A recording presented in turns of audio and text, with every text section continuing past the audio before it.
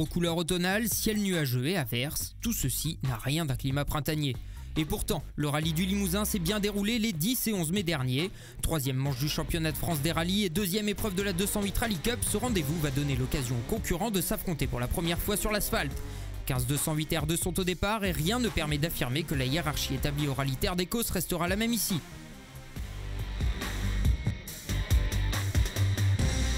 C'est très ouvert. Le Limousin est la première épreuve du championnat de France où il y a toutes les formules de promotion sont réunies. Donc il y a une grosse bagarre en R2 face à la concurrence. On a des bons pilotes, on a une bonne auto et on va essayer aussi de briller en dehors de la 208 Rally Cup dans le classement de la R2. Vous connaissiez la 208 Rally Cup dans sa version terre, la voici dans sa version asphalte. Un premier changement de kit a été nécessaire entre les deux épreuves. Pour cette nouvelle 208 R2, Peugeot s'est appliqué à faciliter le travail des équipes en conservant des éléments communs aux deux kits. Pascal Enjolras nous en dit un peu plus sur ces changements.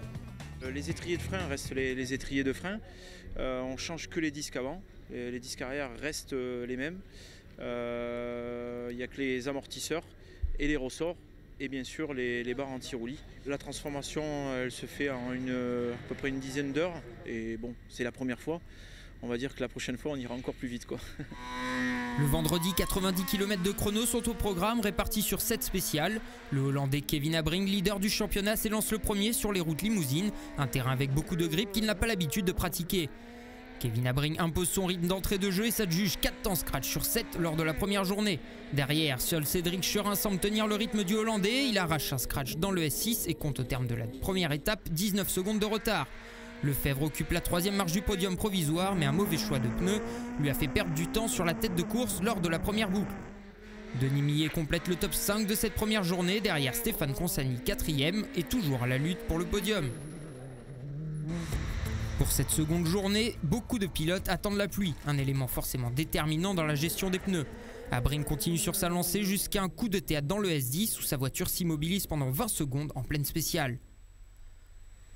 Ce problème fait les affaires de Cherin qui revient à 15 secondes du Hollandais, mais le Belge pousse un peu trop fort pour revenir et part à la faute. Il peut continuer, mais Lefebvre se retrouve en embuscade et profite des mésaventures de Cherin pour se hisser à la deuxième place. Abring franchit la ligne d'arrivée en vainqueur incontestable de la 208 Rally Cup avec en prime une très belle 7e place au général.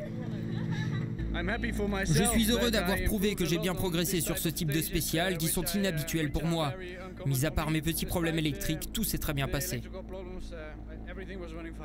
C'est un carton plein pour le pilote Saint-Éloque qui, en plus des 20 points de la victoire, remporte les 3 points de meilleur performeur avec 6 meilleurs temps. Stéphane Lefebvre termine 2e, ce qui lui permet de rester au contact au championnat. 3e, Cédric Cherin a prouvé qu'il faudrait compter sur lui tout au long de la saison. Au championnat, le top 5 se compose de Abring, Lefebvre, Martin, Millet, Cherin. Retour sur terre pour la prochaine épreuve, ce sera au rallye Terre de Langue du 28 au 30 juin.